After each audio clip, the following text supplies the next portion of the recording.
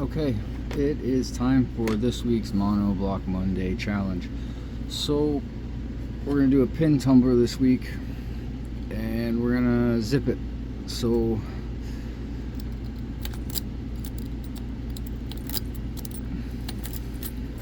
the rules are simple.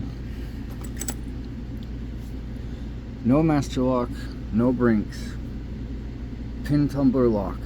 Doesn't matter what kind. Anything else besides a master lock or a brinks, just zip it open. And this week's monoblock giveaway is going to be this Britannium D-Shackle monoblock shipping container lock. So again, zip a pin tumbler core, no master lock, no brinks. Post the video, at me in it.